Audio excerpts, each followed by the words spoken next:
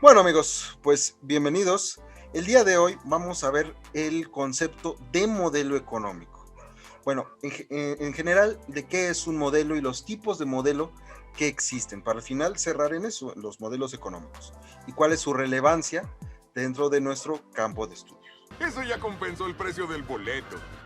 Comenzamos. Definición y clasificación de los modelos. ¿Qué es un modelo? Un modelo es, a grandes rasgos, una simplificación de la realidad.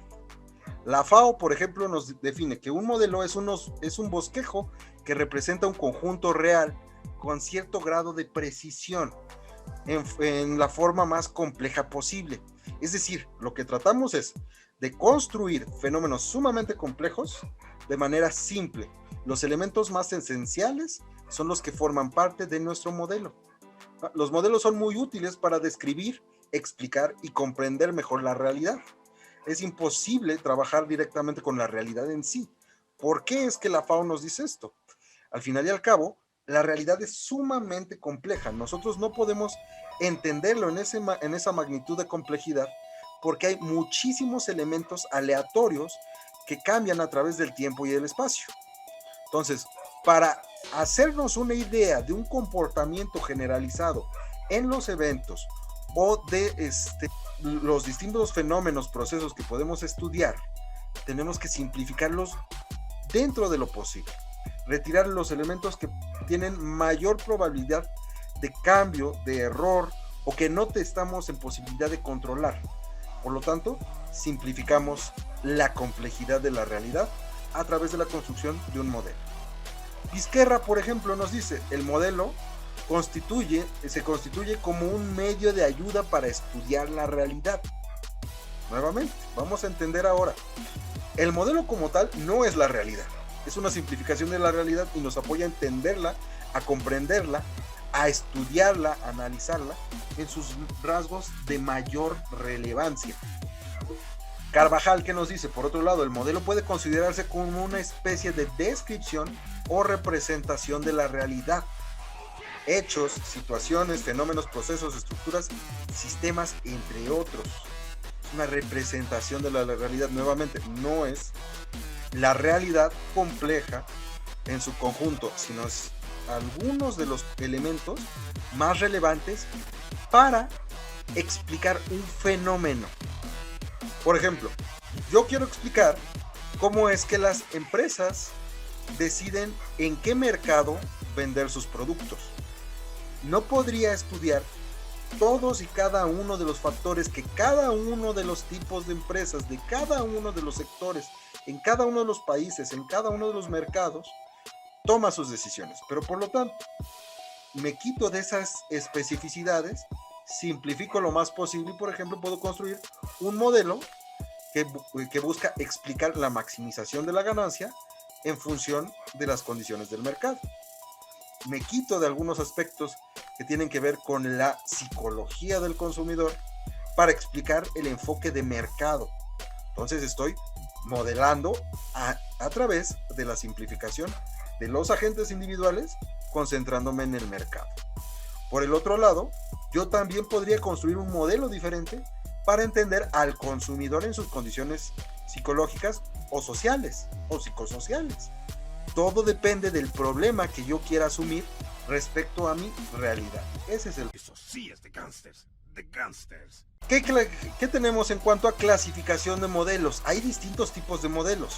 ¿En cuáles nos vamos a concentrar en este campo? Bueno, ahorita lo vamos a descubrir. Hay, por ejemplo, los modelos de carácter icónico. Es una representación a escala de la realidad para analizar fenómenos que son permanentemente estáticos. Un ejemplo de estos modelos icónicos pues son las representaciones pictóricas, los dibujos, los planos, los mapas.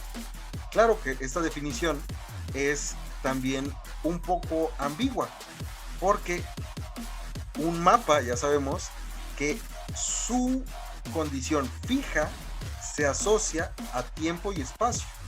La construcción de un mapa, por ejemplo de climas, puede cambiar si lo ponemos en el contexto del cambio climático, del calentamiento global. Pero en general, pues los modelos icónicos son representaciones que permanecen relativamente estáticas a través del tiempo. Las maquetas, los modelos a escala también son modelos icónicos.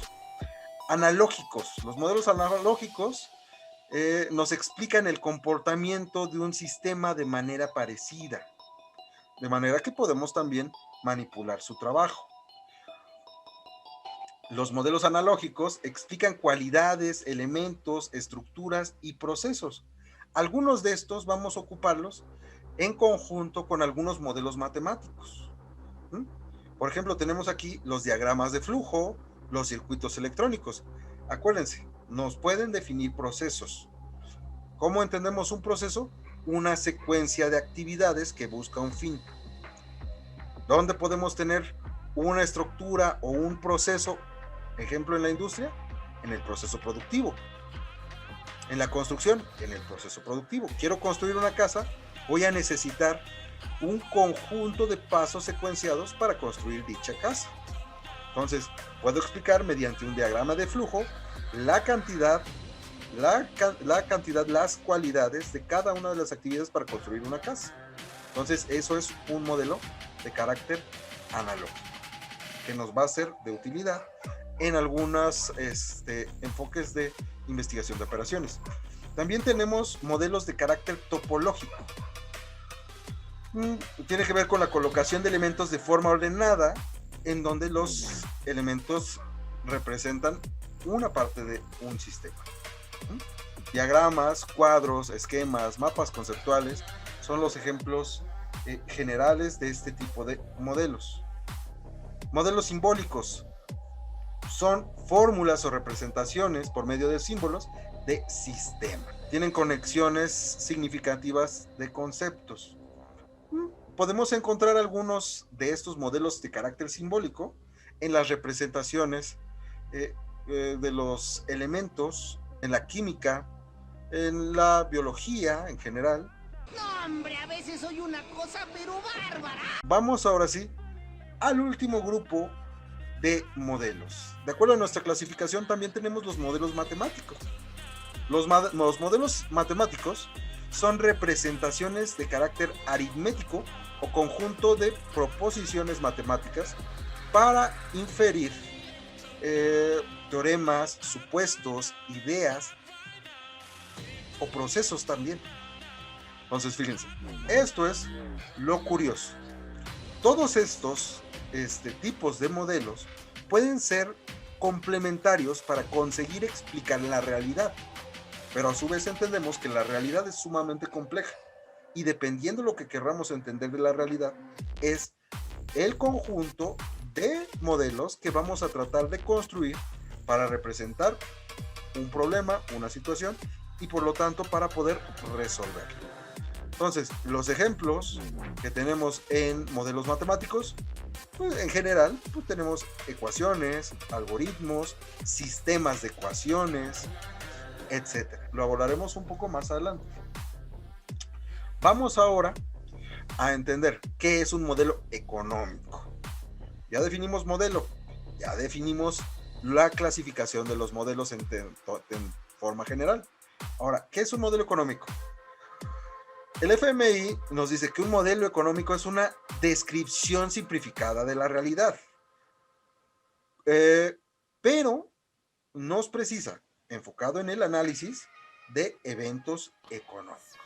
Entonces, realmente, nosotros desde las definiciones generales podemos encontrar una particular entendiendo que el objetivo del modelo involucra su fin, sus variables y su método de trabajo.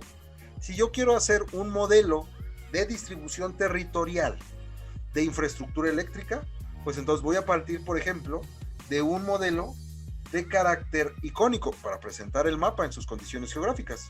Pero no significa que nada más necesite ese modelo icónico, sino también voy a necesitar tal vez, si quiero optimizar la distribución de esa infraestructura, un modelo matemático que me entrelace tiempo, espacio geográfico con condiciones de distancia, de infraestructura y de restricciones presupuestales tal vez para construir el mejor modelo posible. ¿Qué está pasando, doctor Entonces, así es como nosotros llegamos a entender que cada modelo tiene sus propias características, pero a su vez, cada problema requiere de modelos diferentes. Y a su vez, entenderemos que todo problema tiene múltiples vías para entenderse, múltiples variables para analizarse y múltiples herramientas metodológicas para encontrar su solución.